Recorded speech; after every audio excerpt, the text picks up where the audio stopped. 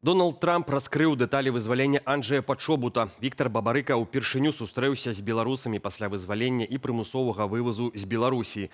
Выбары ў каардынацыйную раду нязначна адклалі. Пра гэтыя ды іншыя падзеі панядзелка 11 траўня апавядзём у кароткім выданні навінаў на Белсаце. Вітаю! Дональд Трамп выказаўся пра абмен затрыманымі паміж Беларуссю і Польшчай паводле формулы 5/5. У сацыяльнай сетцы Truth Social прэзідэнт США раскрыў дэталі перамоваў наконт вызвалення палітзняволенага журналіста, дзеяча польскай меншасці Анджэя Пачобута. Асобна амерыканскі лідар падзякаваў за супрацу Александру Лукашэнку.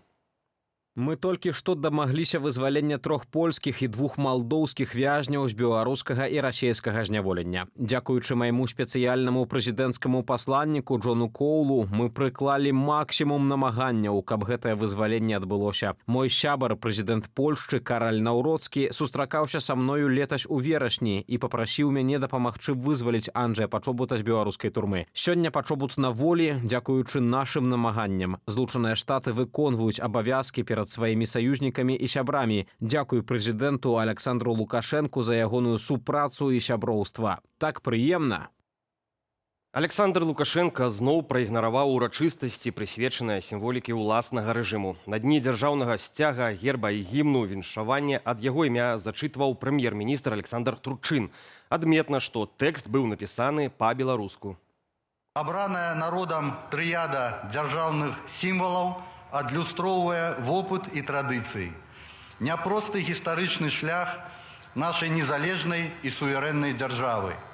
Прыгажосць і самабытнасць сінявокай Беларусі. Дзень сцяга, герба і гімну праводзяць у другую нядзелю траўня як напамін пра травеньскі рэферэндум 1995 года. Пасля гэтага ўлады пазбавілі гістарычныя сімвалы Беларусі, бел-чырвона-белы сцяг і герб пагоня дзяржаўнага статусу, замяніўшы іх на мадыфікаваныя савецкія ўзоры. Паводле ацэнак шэрагу юрыстаў, рэферэндум не меў законнай сілы, бо праводзіўся з грубымі парушэннямі заканадаўства, а само прызначэнне галасавання было звязана з увядзеннем войскаў у парламент і збіццём дэпутатаў Вярхоўнага Савету. Выбары ў каардынацыйную раду распачнуцца сёння о 22 гадзіне і працягнуцца тыдзень. Працэс нязначна адклалі. Арганізатары дадаткова правераць бяспеку. Напярэдадні прайшло экстраннае паседжанне выбарчай камісіі, на якім Павел Лібер каментаваў інфармацыю нашай Нівы. Выданне піша, што кампанія «Сам САП», якая мае апрацаваць пашпарты беларусаў, мела выцек асабовых звестак, а яе заснавальнікі – расейцы. Компания заявляет публично, что они перестали работать с Россией и Беларусью, перестали использовать какой-либо российский софт. Но есть моменты, которые, собственно, и там, зацепили наше внимание. Например, то, что СамСАП действительно использовал раньше российский софт до войны в Украине. И, соответственно, они сами об этом говорят, и сами говорят, что они перестали это делать с начала войны. Плюс, действительно, их основатели родились в России. Это как бы очевидный факт. Соответственно, для нас статья нашей Нивы стала поводом подумать и дополнительно посмотреть, что мы можем узнать там детальнее об основателях. Паводле Паўла Лібера, сам САП мела 2 выпадкі, звязаныя з выцекам даных. Кампанія сама павяла пра гэта. Паводле распрацоўнікаў, першы інцыдэнт датычыў толькі службы падтрымання партнёраў і не закрануў біяметрыі альбо пашпартоў. Другая сітуацыя сталася вынікам памылкі партнёра, які выклаў у публічную прастору ключ доступу. Паслухаць, што рэпрэзентуюць кандыдаты, каб зрабіць больш свядомы выбар. Напярэдадні ў эфіры Белсату былі паказаныя дэбаты між прадстаўнікамі выбарчых спісаў у каардынацыйную раду. Аддаць голас за выбарчы спіс зможам незалежна ад таго, у якой краіне жывем. Калі вы яшчэ не вырашылі, за каго прагаласаваць, то сённяшні вечар мусіць дапамагчы вам зрабіць слушны выбар. Запрашаем на перадвыбарчыя дэбаты ў каардынацыйную раду новага склікання на Белсаце. Кандыдаты мелі магчымасць не толькі адказаць на пытанні вядоўцаў, але і падыскутаваць між сабою. Агулам дэбаты доўжыліся больш за гадзіну. Праграма даступная ў запісе на YouTube-канале Белсат Ньюс. Першая сустрэча з грамадскасцю пасля вызвалення і прымусовага вывозу з Беларусі. Віктор Бабарыка адказаў на пытанні беларусаў у Вільні. Паводле яго асноўная задача, каб па выніках вайны Беларусь засталася незалежнай, а не сталася часткаю Расіі. Размова з былым палітвязнем ішла па-расейску, але на беларускамоўнае пытанне Віктор Бабарыка адказваў па-беларуску. Галоўным дасягненнем 2020 года палітык назваў уздым нацыянальнай свядомасці. Разам з тым прызнаўся, што ў той час быў перакананы ў магчымасці сумленных выбараў. Былога кіраўніка Белгазпрамбанку і прэтэндэнта на прэзідэнцтва Віктора Бабарыку вызвалілі ў снежні 2025 і разам з групаю іншых палітвязняў прымусова вывезлі ва ўкраіну. Тады падчас размовы з блогерам палітык не быў у стане адказаць, чый Крым і хто на каго напаў у расійска-украінскай вайне. Пазней Бабарыка выехаў у Нямецчыну. Рэжым працягвае ўтрымліваць за кратамі сына палітыка Эдуарда. Небяспечная сітуацыя, якую спрабавалі схаваць. Як паведамляе таварыства чыгуначнікаў Беларусі, 6 траўня на ўчастку гарадзея Стоўбцы праз няспраўнасць пары колаў электравіка быў масава затрыманы рух пасажырскіх і грузавых цягнікоў. Спазненне склала прыблізна 1,5 гадзіны.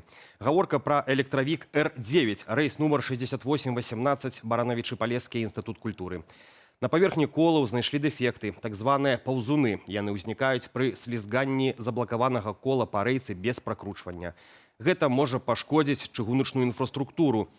Паводле ўнутраных нарматываў беларускай чыгункі пры выяўленні паўзуноў глыбінёй больш за 2 мм хуткасць цягнікоў мае рэзка абмяжоўвацца. А ў шэрагу выпадкаў неабходна праверыць рэйкі і стрэлачныя пераводы перад пускам наступных цягнікоў.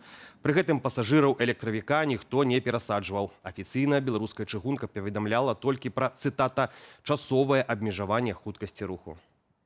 Няштатная сітуацыя на Наваполацкай цеплаэлектрацэнтралі. Паводле МНС на тэрыторыі станцыі адбылося кароткае замыканне ў трансфарматары напружання.